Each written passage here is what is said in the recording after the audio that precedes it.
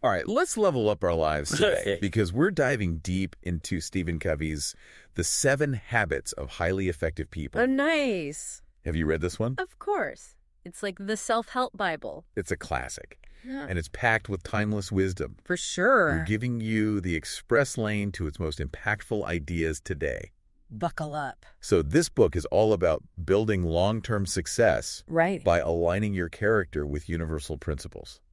Yeah, it's funny. So many people think it's about, like, stuffy, old-fashioned ideas. Mm-hmm. But honestly, it's all about practical strategies anyone can use. It really is. Yeah. It's like building a skyscraper. Yeah. You need that strong foundation to reach impressive heights. Makes sense.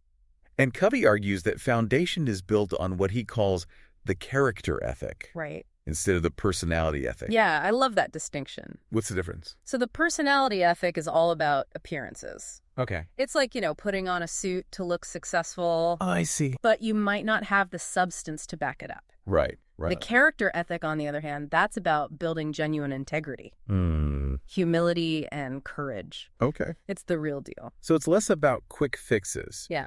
and more about becoming the type of person who naturally attracts success. That's the idea. I like it. And that's where the 7 habits come in. Okay. They're like a roadmap to developing that inner strength and achieving true effectiveness. All right. I'm ready to hit the road. What's the first stop on our journey? Let's take control. I like it. Habit 1. Be proactive. Okay, I'm all about taking charge of my life. Yeah. But sometimes it feels like I'm just reacting to whatever gets thrown my way. Oh, I hear you. Yeah. It's so easy to get swept up in the chaos. It is. But being proactive means recognizing that you always have a choice Okay. in how you respond to any situation, even when things feel totally out of control. Can you give us an example of what that looks like in action? Sure. So think about Viktor Frankl.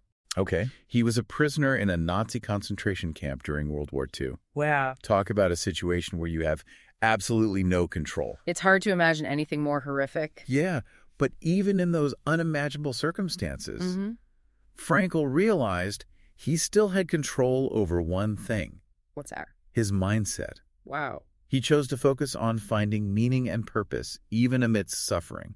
That's an incredibly powerful example of proactivity. It is. It's a reminder that even in the darkest of times, we have the power to choose our response. We do.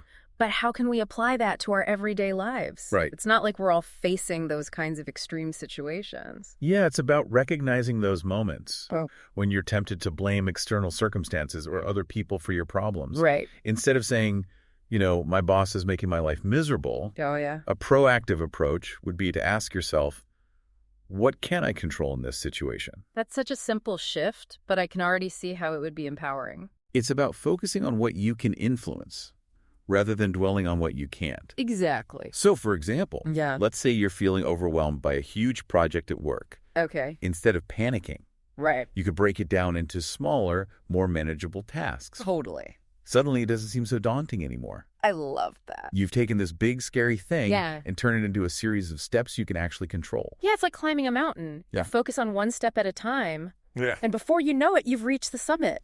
And that sense of accomplishment fuels even more proactivity. Absolutely. It's a positive cycle. It is. Okay, so we've laid the foundation with habit 1. Right. We're being proactive and focusing on our circle of influence. Yes. What's next on our path to effectiveness? So now that we're in the driver's seat, Okay, it's time to set our destination. I like it. That's where habit 2 comes in. Begin with the end in mind. Ooh, this sounds intriguing. Get ready for a thought experiment. Okay. Imagine it's 3 years from now, Right. and you're at your own funeral. Yeah. What do you want people to say about you? Whoa. What kind of legacy do you want to leave behind? That got deep fast. Right. But I get it. Yeah. Thinking about our own mortality can help us focus on what truly matters. Exact. And this isn't about dwelling on the morbid stuff. No. It's about clarifying your values and envisioning the kind of life you want to create. Yeah, and how do we turn those big picture reflections Like, into something more actionable? I was just going to ask that. So how do we do that? This is where that often dreaded personal mission statement comes in. Okay, I've always struggled with mission statements. Yeah. They can feel so vague and cheesy. I get it, but it doesn't have to be a masterpiece of literature. Okay. It can be a simple list of bullet points or even a visual representation like a mind map. Oh, interesting. The important thing is that it captures your essence and serves as a guiding light for your decisions. So it's less about crafting the perfect prose. Right. And more about defining what truly matters to you. Precisely. Okay. Imagine you're at a crossroads trying to decide between two job offers. Okay. One offers more money, but the other aligns more closely with your values. Your mission statement can help you make that tough call. Right. And feel confident in your choice. That's a great example. I'm starting to see how having that clear sense of purpose can really guide our actions. Absolutely. And it can evolve over time. Okay. As you grow and learn. Right. It's not set in stone. It's more like a compass that helps you stay on course. Okay. I'm feeling more on board with the whole mission statement thing now. We're being proactive. We've set our sights on the future. What's the next step? Now that we have our destination and we're in the driver's seat, All right. it's time to prioritize our route. I like it. That's where habit 3 comes in. But first things first. Oh, prioritization. Ugh, tell me about it. My eternal struggle. Right. It's like every Monday morning, I'm hit with a tidal wave of to-dos. Oh, yeah. And I have no idea where to start. I've been there. Covey gives us a fantastic tool to combat that overwhelm. Okay. The time management matrix. I've heard of that. It's about categorizing tasks by urgency and importance, right? You got it. Okay. And this is where things get really interesting. Right. We often get caught up in quadrant 1. Okay. Urgent and important tasks. Right. Right. You know, those fires that need to be put out immediately. Oh, absolutely. Those are the ones that scream the loudest, demanding our attention. Exactly. Yeah. But the secret to long-term success lies in quadrant 2. Okay. Important, but not urgent. Interesting. These are the tasks that are often neglected, but have the biggest impact on our lives. Give me some examples. What kind of tasks fall into this magical quadrant 2? Okay, so think about things like planning, Okay. personal development, building relationships, or taking care of your health. Right. They don't have a looming deadline, so they're easy to put off. It's true. But they're the things that really move the needle Yeah. in terms of achieving our goals and living a fulfilling life. Wow. I could definitely see how those quadrant 2 tasks would be game changers. Right. But how do we actually make time for them when we're already drowning in the urgent stuff? It's about making a conscious choice Okay. to schedule those important activities first. Okay. Block out time for them in your calendar Right. before the urgent stuff fills up your day. That makes sense. It's like making a reservation at your favorite restaurant. Okay. You wouldn't wait until the last minute and hope they have a table. No, I wouldn't. That's such a great point. We wouldn't treat our social life that way.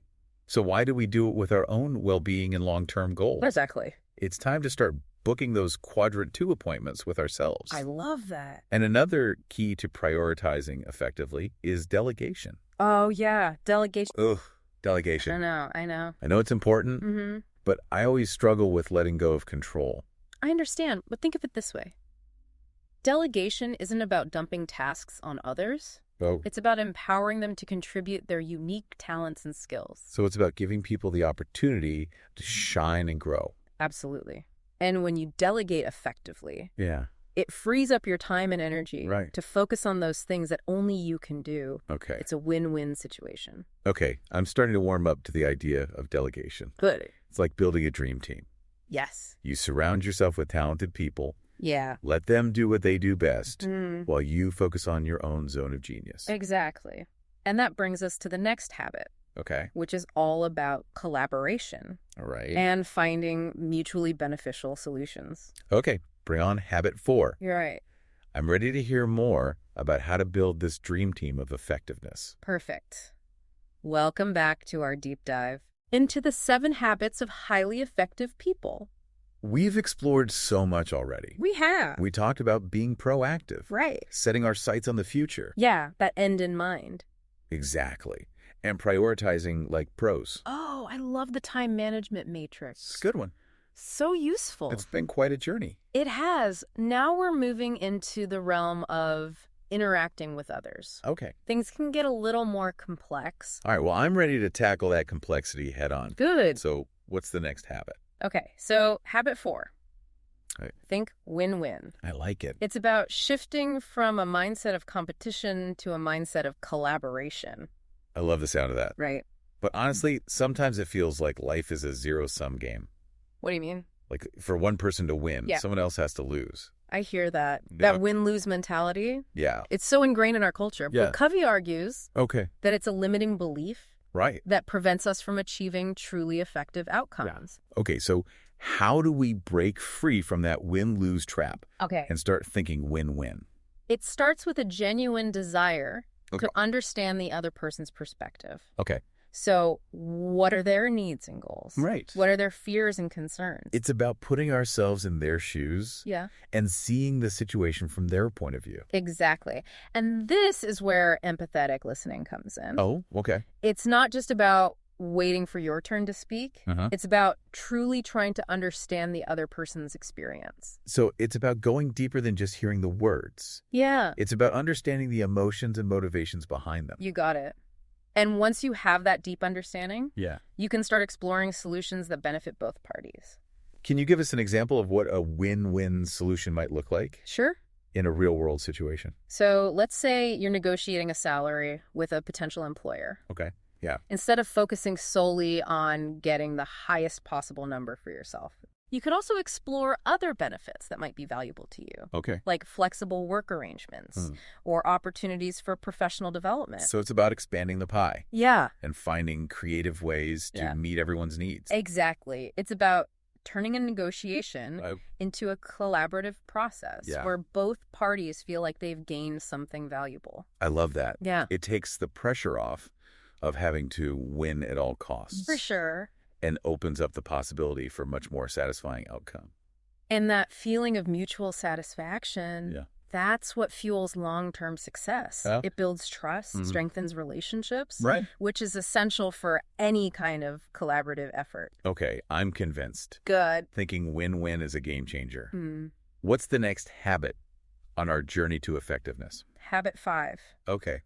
Seek first to understand, Hmm. then to be understood. Okay, this one builds upon those empathetic listening skills we were just talking about. Yeah. Okay, I'm ready to become a master listener. Right. What are some practical tips for putting this habit into practice?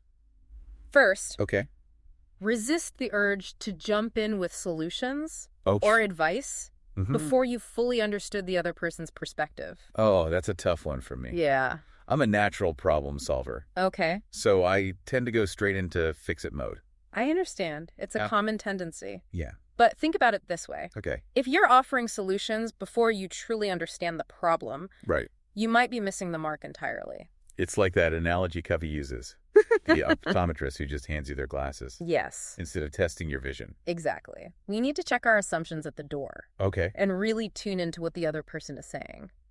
So how do we do that? How do we become more effective listeners? One powerful technique is reflecting. Okay. It's about paraphrasing Yeah. or summarizing what the other person has said to ensure you've understood them correctly. So it's like holding up a mirror to their words and emotions. Yeah. Making sure you're seeing things clearly. Exactly. And it also shows the other person Okay. that you're genuinely listening Uh-huh. and trying to understand their point of view. It makes them feel heard and validated. Precisely. And that feeling of being understood Right. is essential for building trust Mm-hmm. and creating a space for open communication. It's like creating a safe haven Yeah. where people feel comfortable sharing their thoughts and feelings Yeah. without fear of judgment. Yeah, it's a beautiful way to put it. Thanks. And when people feel safe and understood, Yeah. that's when true collaboration can flourish. Okay, I'm seeing how this habit sets the stage for incredible teamwork. It does. What's next on our list? Habit 6, synergize. Okay. This is where the magic of teamwork really comes alive. I'm all about teamwork. Tell me more about how to unleash that synergy. Okay, so imagine a rainforest ecosystem. Right. It's teeming with diverse life forms, each contributing its unique strengths to the whole. Right. That's what synergy is all about. Okay. It's the idea that the whole is greater than the sum of its parts. So it's about recognizing that everyone has something valuable to contribute, Yes, even if their perspectives are different from our own. exactly. And it's about creating a space Okay. where those diverse perspectives can come together Yeah. and create something truly extraordinary. I'm curious, can you give us an example of how synergy has played out in a real-world setting? Oh, think about the Apollo 13 mission. Oh, wow, okay. When that spacecraft experienced a catastrophic explosion, Yeah. the team at NASA had to come together Right. and think creatively to bring those astronauts home safely. That's an incredible example of teamwork under pressure. It was. They had engineers, scientists, and astronauts Wow. all working together, Right. pooling their knowledge and expertise to find a solution. And they did it in a remarkably short amount of time. That's the power of synergy in action. It is. But how do we create that kind of collaborative magic in our own lives? Right. It's not like we're all facing life or death situations every day. Yeah, it starts with valuing diversity. Okay. Recognize that everyone has something unique to offer. Yeah. Even if their perspective is different from yours. So it's about embracing those differences Yes. instead of seeing them as obstacles. Exactly. And it's about creating a culture Okay. of open communication and mutual respect. Right. Where everyone feels safe to share their ideas. It sounds like a lot of the previous habits are coming into play here. They are, yeah. We need to be proactive in seeking out diverse perspectives. Right. We need to listen empathetically to understand those perspectives. Yes. And we need to approach those interactions with a win-win mentality. You're absolutely right. These habits build upon each other, Yeah. creating a powerful framework for effective collaboration. I'm loving how all these pieces are fitting together. So we've covered 6 habits so far. We have What's the final piece of the puzzle? habit 7, sharpen the saw. Ooh, I like this one. Yeah. This one's all about self-renewal Yes. and taking care of your most valuable asset, yourself. The most important one. I definitely need a reminder to prioritize self-care. Oh, yeah. It's so easy to get caught up in the daily grind It is. and forget to recharge my batteries. We can't pour from an empty cup. It's true. That's the saying, right? Yeah, exactly. Covey uses the analogy of a lumberjack Okay. who's so busy chopping down trees that he forgets to sharpen his axe. Ouch. I can imagine that getting pretty tiring and inefficient. Exactly. Eventually, that dull axe is going to make it nearly impossible to get anything done. Right. And the same goes for us. Yeah. If we don't take time to renew ourselves physically, mentally, emotionally, and spiritually, we're going to burn out and lose our effectiveness. So it's not selfish to prioritize self-care. It's actually essential for being able to show up fully in all areas of our lives. You got it. Okay. Think of it as an investment in your own well-being and effectiveness. I love that perspective. Good. It takes the guilt out of taking time for myself. Yeah. But what does sharpening the saw actually look like in practice? It feels like such a broad concept. Yeah, so Covey breaks it down into 4 dimensions. Okay, let's hear. Physical renewal Right. is all about taking care of your body Okay. through exercise, healthy eating, and getting enough sleep. Makes sense. What's next? Mental renewal Okay. involves engaging in activities that challenge your mind and keep you learning and growing. Right. Spiritual renewal is about connecting with your inner self and your values. Okay. And social-emotional renewal involves nurturing your relationships Okay. with loved ones, friends, and colleagues. So it's about finding a balance across all 4 dimensions. Precisely. It's about creating a sustainable lifestyle Yeah. that supports your overall well-being. And it's important to remember that self-renewal is an ongoing process, not a one-time event. It's like a daily ritual, a commitment to nurturing ourselves. Exactly. So we can show up as our best selves. Yes. This has been an amazing journey through the 7 habits. It has. We've covered so much ground already. We have. But I'm eager to hear more about how to make these habits stick Right. and create lasting change. Yeah. Should we take a pause here Let's do it. and come back for part 3 of our deep dive? Absolutely. In the final part, Okay. we'll explore how to integrate these habits into your daily life. Right. And create that upward spiral of continuous improvement. I like it. Join us next time All right. as we wrap up our deep dive into the 7 habits of highly effective people. Sounds good. Yeah. All right. Welcome back to the deep dive. Back for more. It's time for the grand finale I know. Can you believe it? of our exploration of the 7 habits of highly effective people. It's flown by. It has. It really has. I'm feeling so energized. Me too. After our journey through the first 6 habits. They are powerful. They are powerful. Yeah. We've unpacked each habit, explored real-world examples. Yeah. We even tackled some of those challenges, those tricky challenges Oh, for sure. that come with putting these principles into practice. It's not always easy, No, it's not. but it's worth it. But now I'm curious, how do we make these habits stick? Right. How do we turn those, Yeah. those aha moments into lasting change? Oh, that's the big question. It is. It's easy to get inspired in the moment, For sure. but then, life happens. Life happens, yeah. And we slip back into old patterns. You do, it's so easy. So where do we start? What's the secret sauce to habit formation? Well, Covey reminds us that knowledge alone isn't enough. Okay. We need to translate those insights into consistent action. Okay. It's about building habits. Right. And that takes time and effort. So how do we do that? It's a combination of things. Okay. First, we need to create systems Yeah. that support those positive behaviors. Yeah, I like the sound of that. Think of it like setting yourself up for success. Can you give us an example? Sure. What does that look like in practice? Let's say you're trying to make exercise a regular part of your routine. Okay. Instead of just vaguely hoping you'll find the time. Right. You could schedule it into your calendar, Okay. lay out your workout clothes the night before, Oh, I like that one. find a workout buddy to keep you accountable.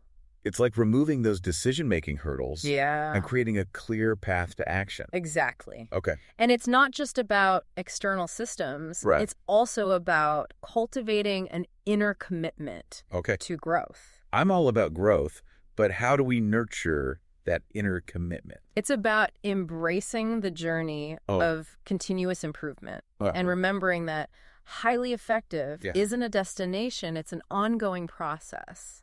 So it's about celebrating those small wins along the way, recognizing that progress, not perfection, is what matters. You got it. It's about being kind to ourselves when we stumble, Right. knowing that setbacks are inevitable Yeah. and actually valuable learning opportunities. That's an important reminder It is. because it's easy to get discouraged when we don't see immediate results Oh, yeah. or when we slip up. Absolutely. But it's those moments of challenge Oh. that offer the greatest potential for growth. Okay, I like that. It's about reframing those setbacks as feedback, Right. as valuable data points that can help us course correct Okay. and continue moving forward. If all 7 times stand debate. Right. Exactly. Resilience is key to habit formation. And as we start to implement these habits and see positive results, it creates a cycle of success that feeds itself. Right. Covey calls it the upward spiral. It's like a positive feedback loop. It is. The more progress we make, the more motivated we become to keep going. Absolutely. I'm starting to see how these habits can create a ripple effect of positive change in our lives. And it doesn't stop there. Okay. That upward spiral extends beyond our individual lives. What do you mean? As we become more effective, it positively impacts our relationships, our communities, the world around us. That's incredible. It is. It's like that idea that small acts of kindness can have a huge impact. Exactly. We might not see the full extent of that ripple effect, Right. but it's happening nonetheless. Covey believed that these principles have the power to transform. He did. Not just individuals, but also families, organizations, even entire societies. That was his hope. That's a powerful thought. It is. It's about more than just achieving personal success. It's bigger than us. It's about contributing to a world where everyone can thrive. I love that. As we wrap up our deep dive into the 7 habits of highly effective people, Yes. what's one final piece of advice you would offer to our listeners Oh, that's a great question. who are eager to put these principles into action? Start small. Okay. Be consistent. Yeah, And celebrate your progress. I like it. Remember that effectiveness is a journey, not a destination. That's so true. Embrace the process of continuous improvement. Okay. And know that you have the power within you Yes. to create a life of meaning, purpose, and impact. That is such a powerful message. It is. Thank you so much for guiding us on this incredible journey through the 7 habits. It's been my pleasure.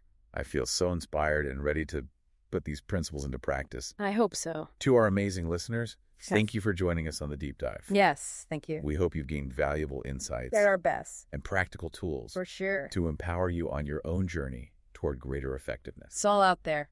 Until next time, keep diving deep Keep learning. and keep striving for growth. That's it.